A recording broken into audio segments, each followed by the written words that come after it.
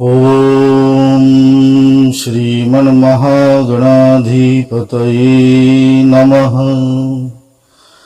गुरुर्ब्रह्मा गुरुर्विष्णु गुरुर्देवो महेश्वरा गुरुर्साक्षात् परब्रह्म तस्मै श्री गुरुवे नमः।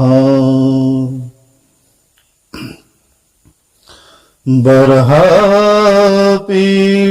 नटवरवपुः कर्णयो कर्णिकारम् बिभ्रदासः कनककपीशं वैजयन्तीं च मालाम् रन्ध्राणवेणुर्धरसुधया पूरयन् गोपवृन्दैः वृंदावरण्यं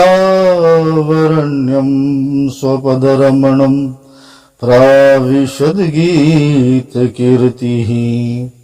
ओम श्री राधा कृष्ण चरण कमलेभ्यो नमः। सभी श्रोताओं को ओम नमो नारायण। गोपी गीत के चर्चा की श्रृंखला में आज हम तीसरे श्लोक की चर्चा करेंगे। प्रथम श्लोक में गोपियों ने भगवान से दिख जाने की प्रार्थना की है कि हे प्रियवर, आप अदृश्य हो गए हो, आप हमारे नेत्रों से ओझल हो गए हो, इसलिए हम आपको ढूंढ रही है दसों दिशाओं में, आप हमारे सन्मुख प्रस्तुत हो जाओ। और दूसरे श्लोक में कहती हैं कि आपने अपने नेत्रों के द्वारा, आपकी दृष्टि के द्वारा हम अपना सर्वस्व हार चुकी हैं और आप हमारा इस विरह वेदना के द्वारा वध कर रहे हो, इसलिए आप ये ऐसा ना करें, क्योंकि हम आपकी अशुल्क दासिका हैं, बिना मोल की दासिकाएं हैं। यदि आप आपके कारण, आपके विरह में हमारा वध होता है, हमारे मृत्यु होती है, तो आपको पाप लगेगा। एन केन गोपिया एन केन प्रकारेण, किसी भी प्रकार ठाकुर जी को अपने सन्मुख जो है देखना चाहती हैं, विरह वेदना में वो पुकार रही हैं। पिछले श्लोक में जैसे कहा गोपियों ने कि सरसिस जोदर नेह किम वद, तो आप अपने नेत्रों से, आपकी दृष्टि से, आपकी तिरछी चितवन से आप हमारी वध कर रहे हो, हत्या कर रहे हो। तो इस श्लोक में गोपियां कहती कि यदि हमें मारना ही था, यदि इस प्रकार हमारी हत्या ही करनी थी, इस प्रकार यदि हमें मृत्यु के आगोश में जाने देना था, तो पूर्व में हम सब की आपने रक्षा क्यों की।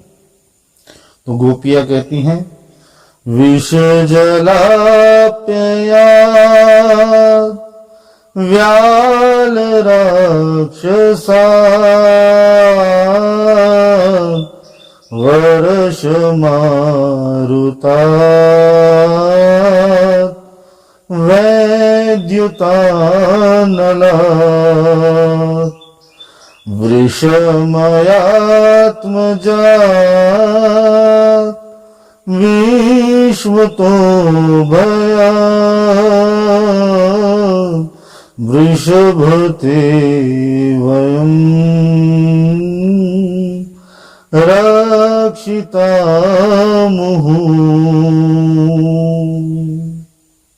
इसका अनुवाद देखते हैं। गोपियां कहती हैं कि हे पुरुष शिरोमणे, यमुना जी के विषैले जल से होने वाली मृत्यु, अजगर रूप में खाने वाले अघासुर, इंद्र की वर्षा, आंधी, बिजली, दावानल, वृषभासुर और व्योमासुर आदि से एवं भिन्न भिन्न अवसरों पर सब प्रकार के भयों से तुमने बार बार हम लोगों की रक्षा की है। तो यह कहने का आशय यह है कि यदि आपने हमारी रक्षा की है तो अब आप ही का दायित्व बनता है कि हमारे प्राणों की रक्षा आप करें, क्योंकि पूर्व में आपने हमारे प्राणों की रक्षा की, तो अब भी प्राणों की हमारी रक्षा का आपका दायित्व बनता है। इसलिए ही प्यारे, आपकी विरह वेदना में आपको बिना देखे जो हम अपने प्राणों को अत्यंत कठिनता से धारण किए हुए हैं, आप हमारे सन्मुख आ जाइए, आप हमें दिख जाइए। तो यहां गोपियां कहती हैं विष जलाए पेया, कि जब कालिंदी का जल, जमुना जी का जल कालिया नाग के विष से एकदम विषैला हो गया था, उसके पूर्व की लीला में धेनुकासुर का वध आता है और वहां सभी ग्वालों ने ताड़ के फल खाए, जिसको खाने के पश्चात प्यास अधिक लगती है, और वह सभी काली कुंड पर पहुंचे और काली कुंड पर पहुंच के उन्होंने जल ग्रहण किया कन्हैया के रोकने से पूर्व, और उनका वहीं प्राणांत हो गया।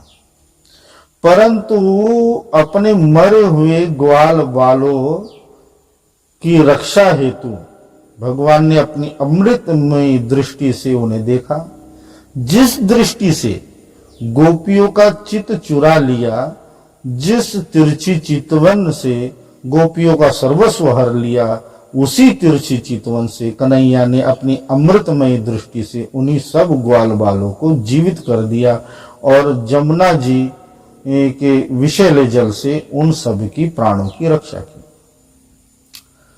तो जिस प्रकार कालिया अर्थात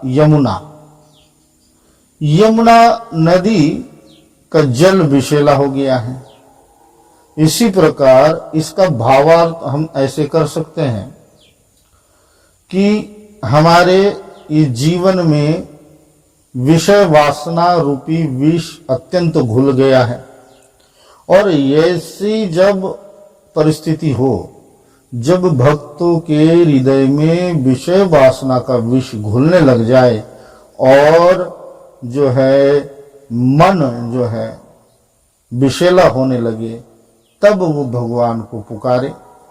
और यहां दो अद्भुत लीलाएं भगवान की हैं कि कालिंदी का विष का हरण भगवान ने किस प्रकार किए हैं। दो कृपा है ठाकुर जी की, तीन कृपा है वैसे तो। प्रथम कालिंदी जमुना जी को विष मुक्त करना, दूसरी कृपा है अपने चरण चिन्ह कालिया नाग के फन पर करना, और तीसरी नाग पत्नियों को जो है अपनी चरण रज देना। तो जब भी हमारे जीवन में विषय वासनाओं का जो ज्वार उफने, विषय वासनाओं का विष हमारे मन को आहत करे और हमें बारंबार परेशान करे, तो हमें भगवान को पुकारना है। और भगवान को पुकार कर क्या करना है? भगवान के चरणों का ध्यान करना है, क्योंकि एक बार गोविंद के चरण यदि हमारे हृदय पटल पर विराजमान हो गए, उनके चरण चिन्ह हमारे हृदय पटल पर, हमारी वासनाओं के फन पर एक बार पड़ गए, तब किसी भी प्रकार संसार की दुस्तर माया और ये विषय वासना से जो है हमारा मन कभी विषैला नहीं होगा। और नाग पत्नियां को जब भगवान की शरण में गई और नाग पत्नियों ने मुझसे भगवान ने कहा कि मांगो, क्या मांगती हैं, तो नाग पत्नियां वहां क्या कहती हैं? न नाक पृष्ठम न च सार्वभौमम न पारमेष्टयम न रसाधिपत्यम न योग सिद्धिर पुनर्भवम वा वांछन्ति यत्पाद रजः प्रपन्ना। हम क्या करते हैं? ठाकुर जी की शरण में जाते हैं, भगवान की शरण में जाते हैं, तो उनसे वैभव मांगते हैं, भौतिक पदार्थ मांगते हैं, सुख शांति मांगते हैं, घर के लिए कुछ मांगते हैं। परंतु जब भी अवसर मिले तो भक्त को यदि ठाकुर जी को पुकारना है, अगर ये सब वस्तुएं आपने मांग ली तो आपके हृदय का वासनाओं का विष कभी समाप्त नहीं होगा।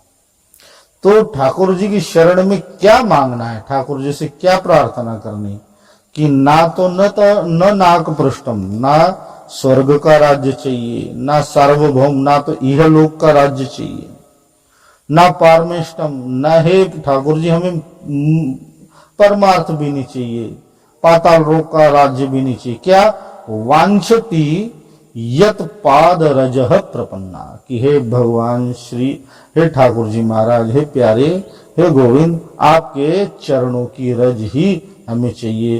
तो परमात्मा के चरणों की रज और उनके चरण के चिन्ह जब हमारे वासनाओं के फन पर आच्छादित हो जाएंगे तब हमारी ये वासनाएं समाप्त होगी और जो है हमारे हृदय का विषय वासनाओं रूपी जल स्वच्छ हो जाएगा, निर्मल हो जाएगा। तो यहाँ गोपियों का आशय है कि आपने कालिया नाग के विष से हम सब की रक्षा की, तो अब क्यों इस विरह के विष से हमारी हत्या करने पर तुले हुए हो। जिस प्रकार कालिया नाग का विष जमुना जल को दग्ध कर रहा था, उसी प्रकार ये विरह वेदना का विष भी हमारे हृदय के सरोवर को दग्ध कर रहा है। इसलिए हे कन्हैया आप आ जाओ। तो व्याल राक्षसा, अघासुर नाम का एक असुर आया, जिसके मुख को ग्वाल बालों ने गुफा समझकर उसके भीतर प्रवेश किया। तो भगवान ने तब भी उनके प्राणों की रक्षा की और अघासुर का वध किया। यहां अद्भुत बात यह है कि जिस समय भगवान ने अघासुर का वध किया उस समय भगवान श्री कृष्ण की आयु 5 वर्ष की थी, और जब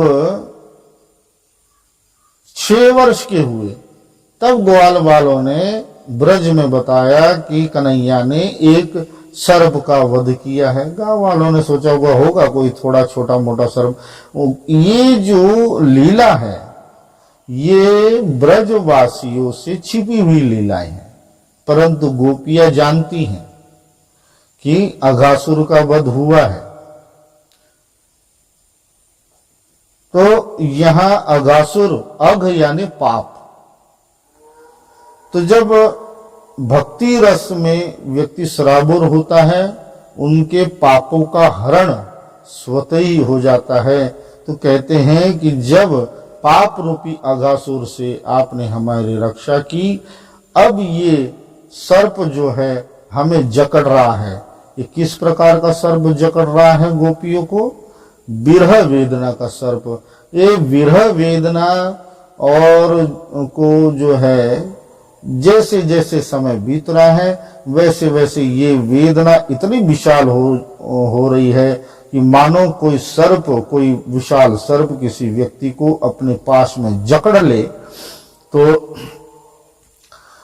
तो इसलिए कहती हैं कि आपने हमारी उनसे रक्षा की, अघासुर से। इसलिए हे प्यारे, हाँ आप जो है अभी भी हमारी इस विरह वेदना रूपी सर्प से हमारी रक्षा करो। फिर कहते वर्षा ऋतु, देवराज इंद्र जब कुपित हुए और वर्षा जो हुई और संपूर्ण ब्रज त्राही त्राही कर उठा, तब भगवान श्री कृष्ण ने गोवर्धन पर्वत धारण कर उस वर्षा ऋतु को, उस वर्षा को से ब्रज की रक्षा की।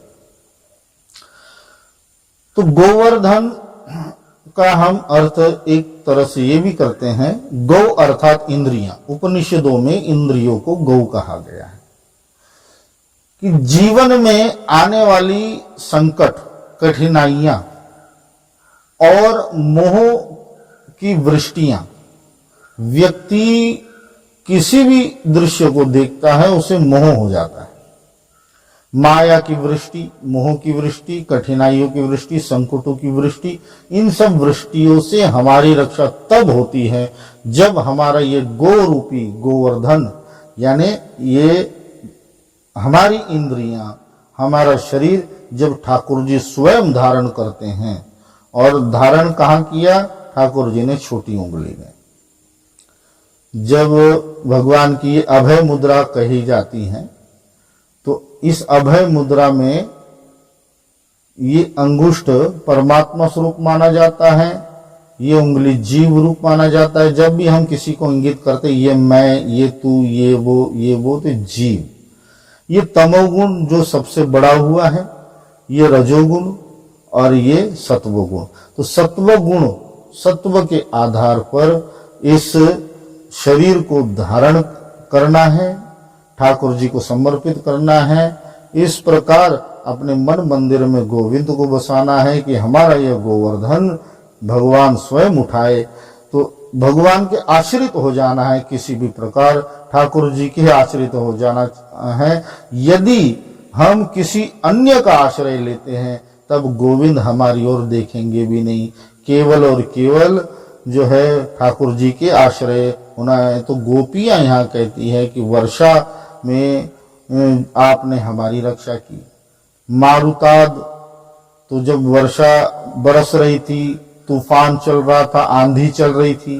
और एक और लीला है जो है तृणाव्रत की। जब ठाकुर जी ने जो तृणाव्रत बवंडर ब्रज में उठा, बड़ी बड़ी शिला खंड जो है वो, और बड़े सब घर गौएं उस बवंडर में जब समाने लगी, ठाकुर जी ने उस तृणाव्रत असुर का वध करके मरुत अर्थात वायु से भी ब्रज की रक्षा की।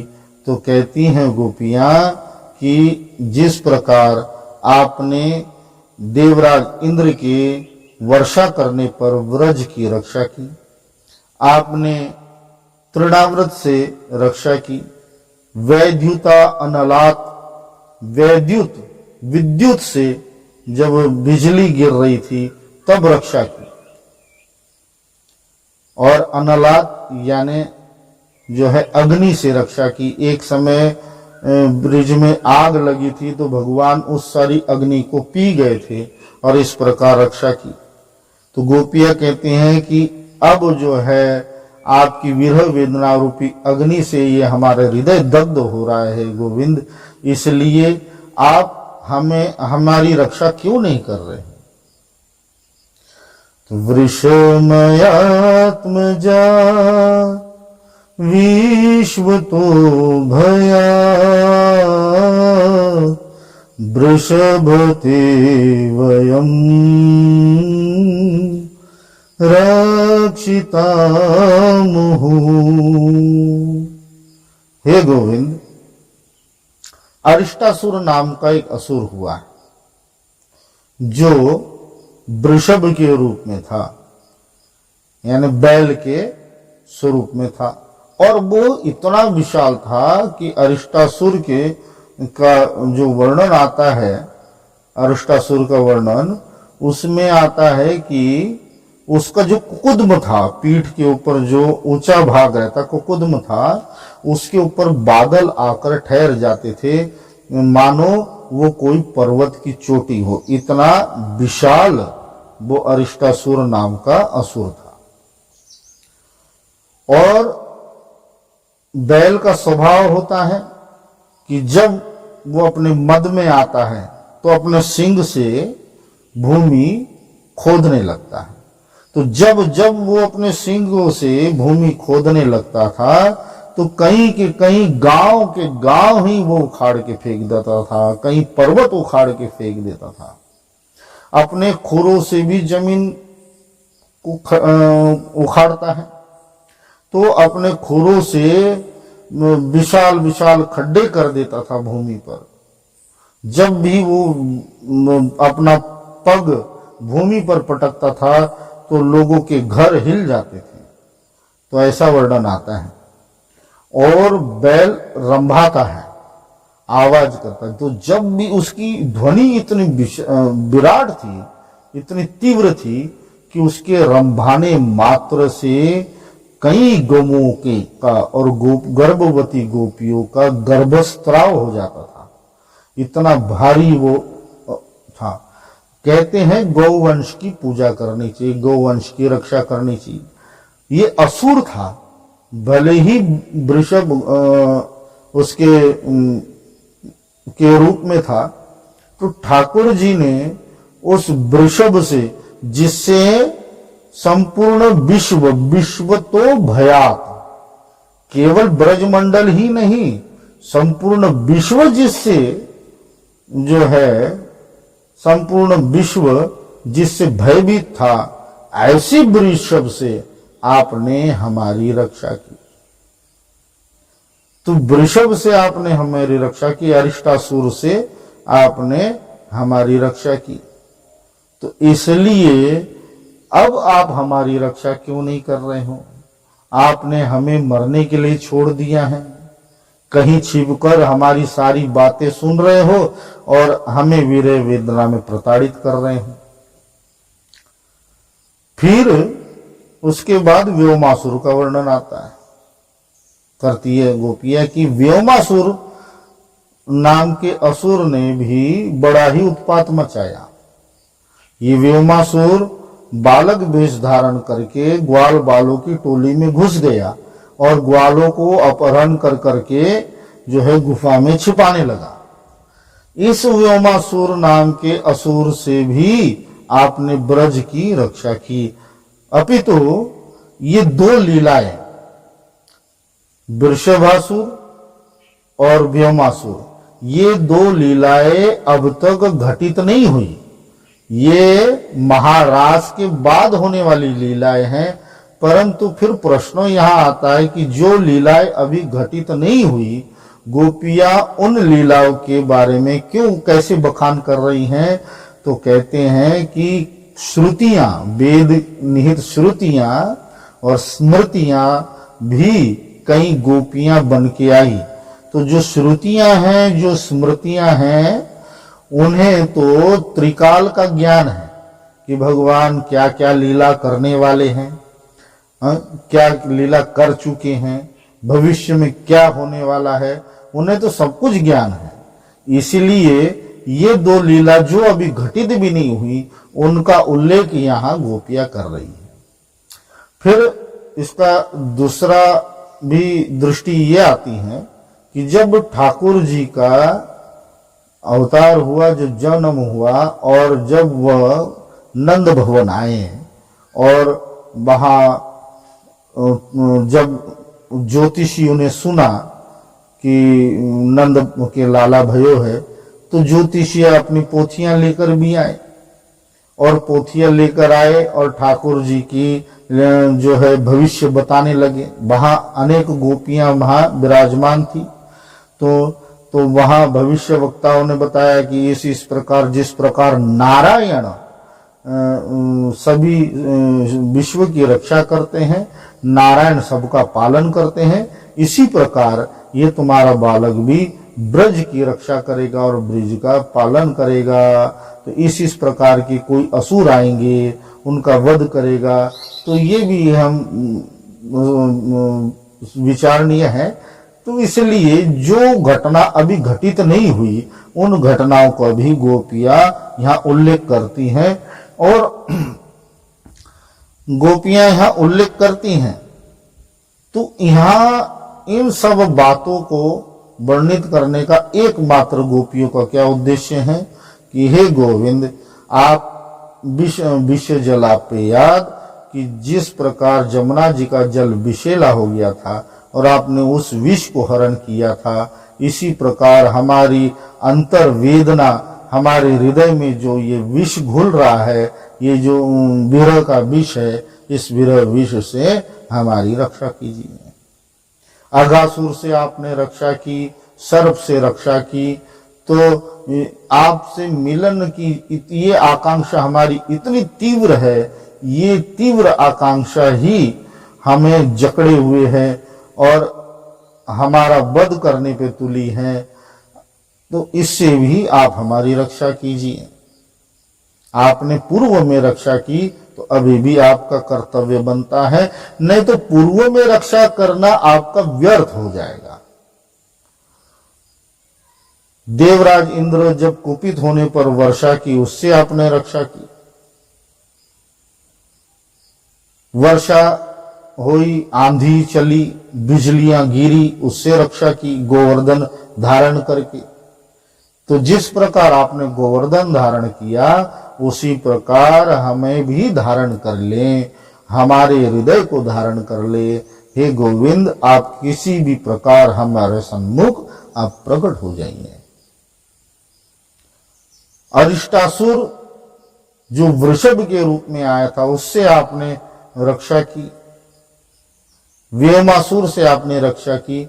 तो इन सब परिस्थितियों में और भी अनेक प्रसंग आए, अनेक असुरों से आपने इस ब्रज भूमि की, अनेक संकटों से ब्रज भूमि की आपने समय समय पर रक्षा की। और जब आप ऐसे रक्षा करने वाले हो, तो आपको ये शोभा नहीं देता कि आपकी विरह वेदना में हम जो है अपने प्राणों का त्याग कर दे, प्राणों का उत्सर्ग कर दे। हमारे प्राणों की रक्षा करने का परम कर्तव्य हे गोविंद आपका है। इसलिए आप हमारे सन्मुख प्रकट हो जाइए, हम हमारे सन्मुख आ जाइए, या फिर वही या तो दिख जाइए या हमारे द्वारा देखे जाइए, पर हमें यूं तड़पाना आप बंद कर दीजिए। तो आज की चर्चा हम यहीं तक रखते हैं। जय जय श्री राधे, जय जय श्री राधे, जय जय श्री राधे श्याम।